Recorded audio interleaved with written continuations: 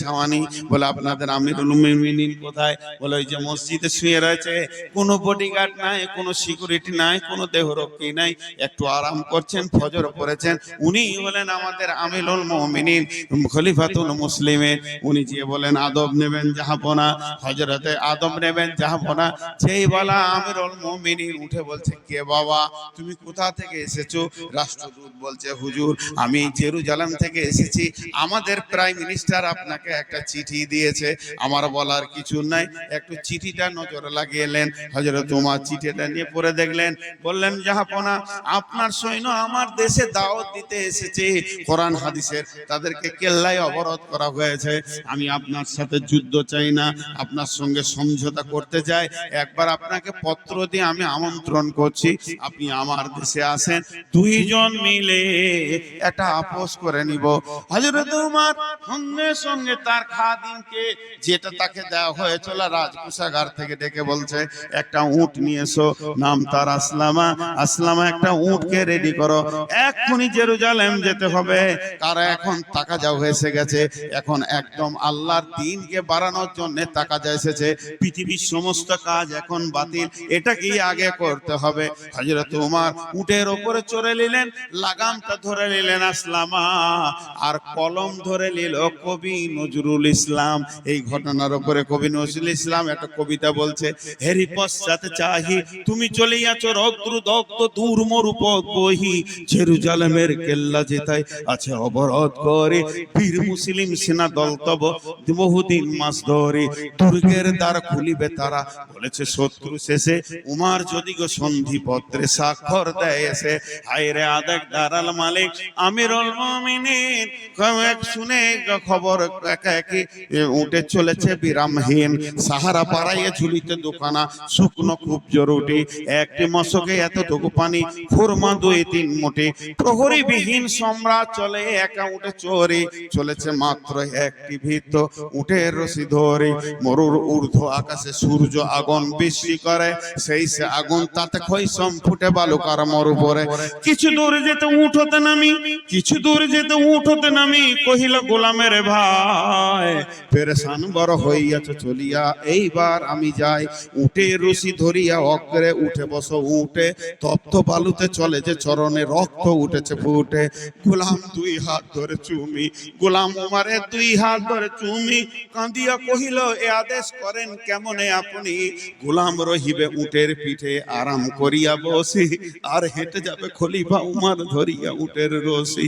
খলিফা হাসিয়া বলে, দেখছি আমি না হাসলেও চাপতে পারবে না, খলিফা হাসিয়া বলে, তুমি জিতে গিয়ে বড় হতে চাও ভাই রে, এমনই চলে, রোজ কিয়ামতে আল্লাহ যেদিন বলিবে উমর ওরে, করিনি খলিফা মুসলিম জাহানের তরে চুপ তরে তোরে, কি জবাব দিব কি করিয়া মুখ দেখাবো রসুলের ভাই, আমি তোমাদের প্রতিনিধি মাত্র, মোর অধিকার নাই, আরামে সুখের মানুষ হইয়া মানুষের নিতে সেবা, ইসলাম বলে সকলে সমান, কে বড় ক্ষুদ্র কে বা, গোলাম চড়িল উটের পিঠে, উমর ধরিল রশি, মানুষে স্বর্গে তুলিয়া ধরিয়া ধুলাই নামিল শশী, পালাক্রমে একবার উমর, একবার উমর, একবার উমর, আর একবার গোলাম, একবার উমর, একবার গোলাম, একবার উমর, একবার গোলাম। এবার জর্ডান নদী চলে এসেছে সামনে, নদীটা যেই পেরিয়ে যাবে সেই জেরুজালেম ঢুকে যাবে, সৈন্য কোম্পানি কমান্ডার সব এসে হাজির হয়ে গেছে, তারা স্যালুট মারছে, আদব নেবেন জাহাপনা, আপনারা আমার দেশে এসেছেন।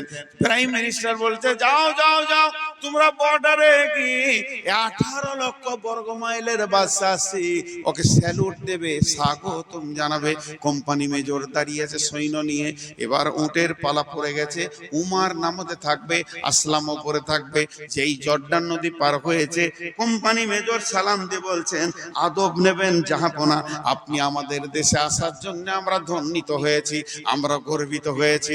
তখন ওসলামা উপর থেকে কাঁদছে আর বলছে, আমাকে কেউ স্যালুট দিবেন না, আমি আমিরুল মুমিনিন নয়, আমি আমিরুল মুমিনিনের খাদেম, যিনি উটের লাগাম ধরে হাঁটছে উনি হলেন হযরত উমর আমিরুল মুমিনিন খলিফাতুল মুসলিমিন।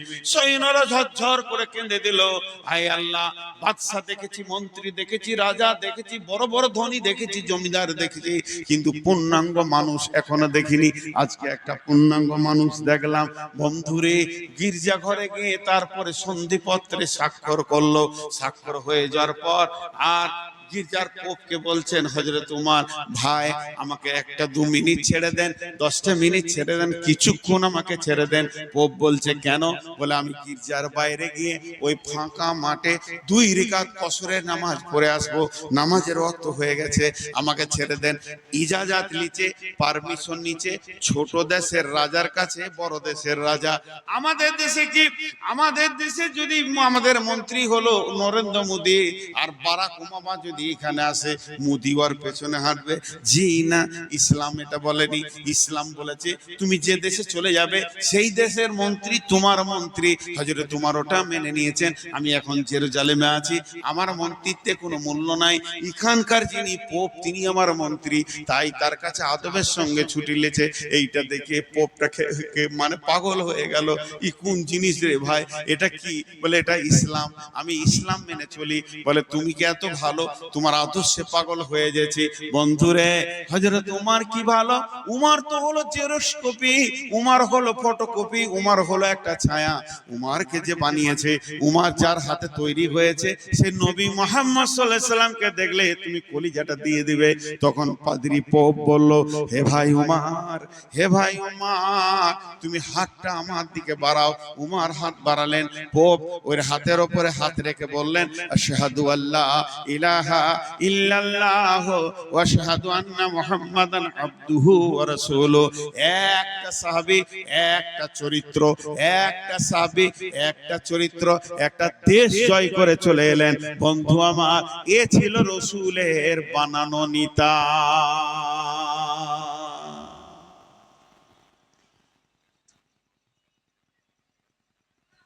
চেয়ারটা দিয়ে পাঠাবো?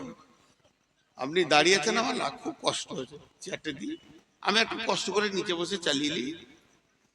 কত মস্তান আর দেখবো রে বা, আমি ওর প্রেসারের রুগী, সুগার বেড়ে গেছে, লোড নিতে পারছি না।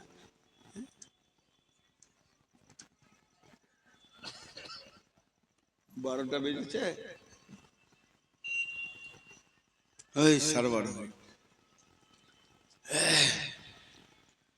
আমি শেষ। তা আমি যে জিনিসটা এখান থেকে দেখাতে চাইলাম, সে নেতাটা কেমন ছিল। উমারের কথা বলতে বলতে বলতে বলতে রাত পেরিয়ে যাবে। যাক, 1 নম্বর হচ্ছে জনসাধারণের মাল নেতারা লুটে খাবে।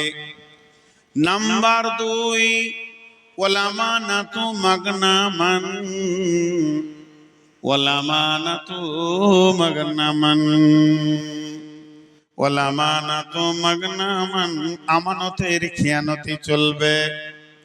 এমন একটা জামানা আসবে, 20,000 টাকা যদি কারো কাছে রেখে দেন 3 দিন পর নেব বলে, 3 দিন পর যখন আপনি আসবেন, বল ভাই টাকাটা দেন, ছিহে দিয়ে দিচ্ছি বিকাল বেলায়। বিকাল আবার কেন রে বন্ধু, আমার আমানত টাকা তোমাকে দিয়েছি। বিশ্ব নবী বলছেন, কেউ যদি আমানত দেয়, ওই আমানতের 5টা 100 টাকার নোট বের করে তুমি যদি 500 টাকা ভরে দাও, এটাও খেয়ানতি হয়ে যাবে। যে নোটগুলো দিয়েছে ওটাই দিতে হবে, এটা আমানতদারি। আমানতদারি খেয়ানত করলে ওই লোকটা মুনাফিক হয়ে যাবে। অথচ আল্লাহর নবী বলছেন, এমন একটা জামানা আসবে, আমার উম্মতের ভিতরে আমানতদারি চলে যাবে। এবার বলেন, 50,000 টাকা দিয়ে আপনি নিশ্চিন্তে থাকতে পারবেন না, 5 দিন পর টাকাটা আমি পেয়ে যাব। আনতে গেলে প্রথম বলবে বাক্সতে আছে, আপনার ভাবি নাই। তারপরে বলবে ভাবি এসেছে, টাকাটা বড় ছেলে একটা কাজে লাগিয়ে দিয়েছে, কালকে নেবেন, পরশু নেবেন। এই করতে করতে 10 বছরও আপনি টাকাটা আর পাবেন না। আমানতের খেয়ানাতি চলবে।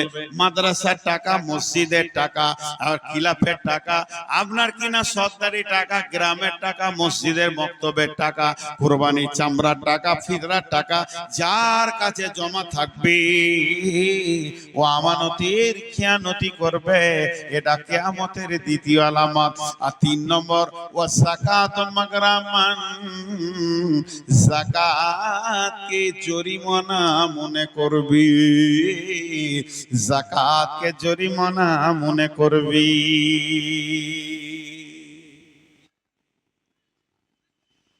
কিছুদিন আগে ওয়াকফ বিল নিয়ে লাফালাফি হলো কি হলো না? আরে হ্যাঁ না বলেন, তো কলকাতায় যে অক্সের সম্পত্তিটা আছে শেষ দিকে কি রেজাল্ট পেলেন? মুসলমানদের ভিতরে কিছু লুটে নিয়েছে বলো। অন্যজন তো লুটেছি, তাদের নাম আমি আর বলবো না, এখনো তারা মন্ত্রী আছে আর কিছু আছে, লুটে নিয়েছে। তো এই ঘটনা ঘটবে, আমানতের খেয়ানতি চলবে, জাকাতকে জরিমানা মনে করবে। জাকাত দিতে বললে ওর মন খারাপ, জাকাত দিতে চাইবে না। কিন্তু জাকাত হচ্ছে এই মুসলমানদের মেরুদণ্ডের হাড়, জাকাত হচ্ছে মুসলমানদের মেরুদণ্ডের হাড়, জাকাত হচ্ছে মুসলমানদের মেরুদণ্ডের হাড়। জাকাতকে ঠিক মতো যদি মুসলমানরা বের করে, তার একটা গরিব থাকবে না।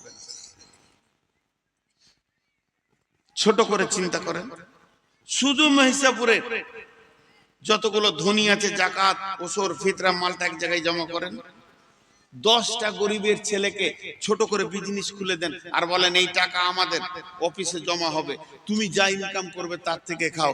বছরে যদি 10টা করে ছেলে কাজ পায়, ছোট ছোট বিজনেস পায়, তাহলে 5 বছরে 50টা পাবে, ভিখারি আর থাকবে না। একটা গায়ে অত ভিখারি নেই, ছিল এক জামানায়। উমর বিন আব্দুল আজিজ, যাকে দ্বিতীয় ওমর বলা হয়, ওর জামানায়, ওর জামানার ঘটনা এটা, আমি হাদিস বলছি না, এখন যেটা বলছি ওর জামানার ঘটনা। কেমন হয়েছিল জাকাতের খবর? একটা লোক 5000 দিরহাম নিয়ে ঘুরছে, গায়ে গায়ে টোলায় টোলায় ঘুরছে, জাকাত লিবে জি জাকাত। লোক নাই, জাকাত লেওয়ার লোক নাই। 3 দিন ঘোরা হয়ে গেল গায়ে গায়ে, কেউ বলছে না যে জাকাতের টাকাটি আমাকে দাও। শেষকালে মাঠে রোদে একটা গাছতলায় গিয়ে বসে আছে, তো দেখছি একটা লোক ময়লা কাপড় পরে, জুব্বা টুব্বা পরে ওখানে হেঁটে আসছে হন্তদন্ত হয়ে। ও বলছে যাক আলহামদুলিল্লাহ, এবার একটা গরিব পেয়েছি, একে জাকাতটা দিব, দিয়ে বাড়ি যাবো, আমার ব্যবসা বাণিজ্য 3 দিন থেকে বন্ধ। ওর কাছে যখন এসেছে, আসসালামু আলাইকুম, আগে সালাম করছে আগ্রহ করে, ভালো আছেন ভাই, যাক আপনি এসেছেন, আমি এই জাকাতের মালটা নিয়ে ঘুরছি, কয়েকদিন থেকে বাড়ি ঘর ছেলে পেলে ছেড়ে দিয়েছি ভাই, আজকে 3 দিন হলো জাকাত দিয়া লোক পেছি না, এই টাকাটা নেন, দা আমাকে ছাড়েন। ও বলছে তোর মাথা খারাপ নাকি মিয়া, তোমার কি হয়েছে? বলে জাকাত দিতে এসেছি। কত আছে? 5000 দিরহাম। কদিন ঘুরছো? বলে 3 দিন। বলে আমি 10,000 নিয়ে 15 দিন ঘুরছি, কাপড় এমনি ময়লা হয়নি। বন্ধুরা আমার, মুসলমানরা সেই জাকাতটা তিলে তিলে হারিয়ে দিল। জাকাত হলো মুসলমানদের মেরুদণ্ড। মুসলমানরা যদি আজও পর্যন্ত জাকাত রাখতে পারতো, ভারতবর্ষটাকে টাকা দিয়ে রেজিস্ট্রি করে নিতে পারত। বন্ধু আমার, এইটা আমাদের শেষ হয়ে গেছে। মানুষ জাকাত দিতে চায় না, জাকাতকে জরিমানা মনে করে। ধানের রসদ, ধান আসছে, 30 থেকে 40 জন লিবার কাজ করছে, আর ধান মেশিনে ঝাড়াই বাড়াই হচ্ছে, ধানের রাস লেগে গেছে, পাহাড় বেনে গেছে। আর যদি মাদ্রাসাওয়ালা চেকটা নিয়ে যায়, তো এমন করে তাকাবে, মনে হবে যেন বাপুতি মাল আমি দিছি।